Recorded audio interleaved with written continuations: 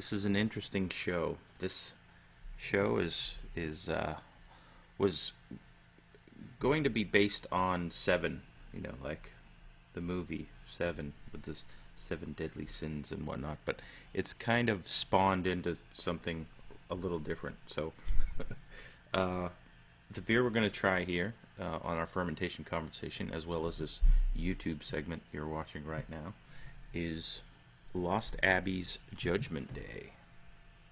Yeah, there it is right there. Purple. This is what is it? Dark Belgian quad brewed with raisins. Without further ado here, let's get into this Lost Abbey, shall we? Yeah. This is a fermentation conversation. Yeah. This is Lost Abbey's Judgment Day. This is from Lost Abbey Brewing Company in San Marcos, California. What's their website? Is just Lost Abbey. LostAbbey.com. Yeah, LostAbbey.com. There you go. ABV on this beer is 10.5%. This is a year-round offering from them. This is a cork and cage configuration here. And let's uncage and uncork.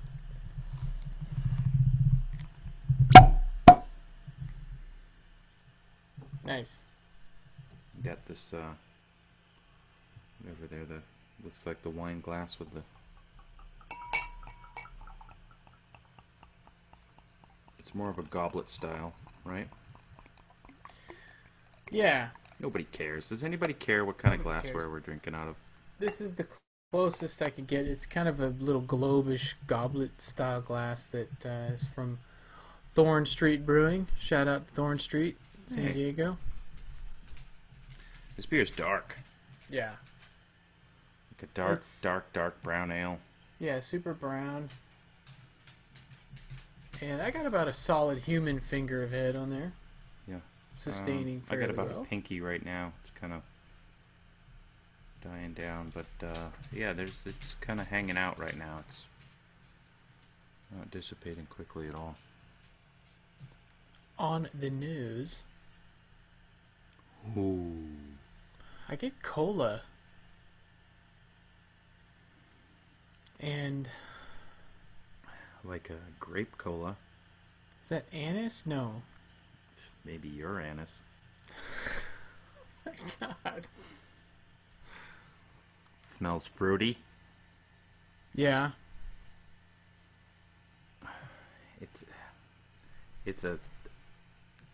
It smells sweet and dark. I know that sounds kind of silly, but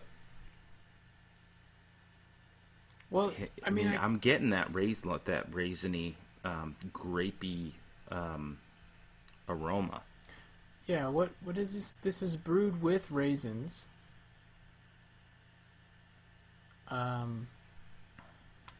It's like 113 pounds of raisins per batch or something. Whoa. And this is the base beer for the Cuvée de Tommy, which I think what they do is they take Judgment Day and they bourbon barrel age it with some sour cherries or something. Okay. Yeah. And then you get the Cuvée de Tommy, I believe is what it is. There is kind of a touch of cherry in there. Something a little syrupy. Yeah. Yeah, there's definitely a syrupy, fruity something. I was going to say plum. Yeah. It is a 'Cause darker it's- I mean, it's all darker Yeah. fruits that you're smelling, But there's even some sort of a spice or an herb or something that's coming Yeah. through. It's kind of like a, not really cinnamon, but there's something like maybe that. a sweet clove. Yeah, like a light clove or maybe even like a nutmeg or something. But yeah, it has a, I don't know, like a holiday Yeah. type I have to take a of sip. aroma. I mean, I could smell this kind of beer all night, but I want to drink some. Taking a sip, yeah. That caramel maltiness. like lots of carbonation too. It's a big carbonation bite. Yeah. Has a little bit of bitterness, like a dry, really dry bitterness in the aftertaste. It's got a sweet maltiness up front, and then it does dry up, almost like a woody type Yeah. bitterness. And alcohol, I'm getting some alcohol warming right off the bat. Yep. Yeah, there's that like dry, astringent something that's left over in the aftertaste.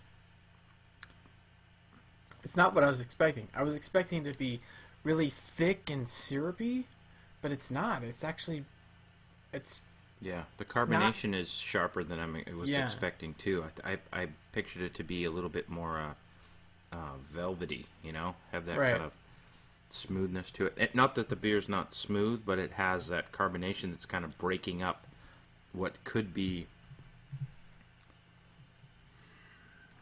It could be a little unpleasant having some of the bitterness that if it wasn't kind of dissipating off your tongue. but it definitely has a bite, and not what I was expecting. I also wonder if this maybe needs to even, aging something like this. Would, Well, do this it some is good. meant. This was brewed to age. I So didn't see which. Do we have like a batch number or? I don't have anything on here, Let's see but if we had it on the cord. they do recommend that you age this for a few years. Kind of prepare yourself for for Judgment Day. Hmm. So when Judgment Day comes, you can grab a bottle of this that you've been storing, and But with us, I mean, we never know when it's going to come, so we created our own, and that's why we're drinking it now. but yeah, I have no kind of bottling date on here or anything. So yeah, Brewed yeah, brewed at the end of days. I think that if it was to age, then yeah, you probably it would probably smooth out and get a little bit sweeter and thicker. But for now, yeah, maybe it's the hops or something that's really jumping out in the beginning and making it that extra bitter, dry, and the alcohol and all that. Yeah, So and I think that about does it. yeah, If you want to know more about what we think, if you want to know what our ratings are, you should listen to the rest of the show. Go to beercoasterspodcast.com. Beer Coaster Toby will work his magic and edit this show into a beautifully crafted audio format of all our segments here and all the beers we're drinking, not just this one little YouTube. But this is a little bite-sized piece, if you will, of the Beer Coaster Podcast. So, it's a 3-ounce sampler. yeah. 3-ounce sampler, yes. Although I have a little more than 3 ounces right now. What's the name of the show? What did we decide on? Is it 7? Well, it's our This is season. the Beer Coasters Podcast. Where the name of the show, this title show is, we call it 7 or End of the World or something. 7 Deadly Ales. No, No, I don't think so. no, we're not drinking 7 beers. The podcast within. Cheers! Cheers. Yeah, we're going to go drink some more beer without you guys. So go listen to the show so you can be part of it later on. Bye.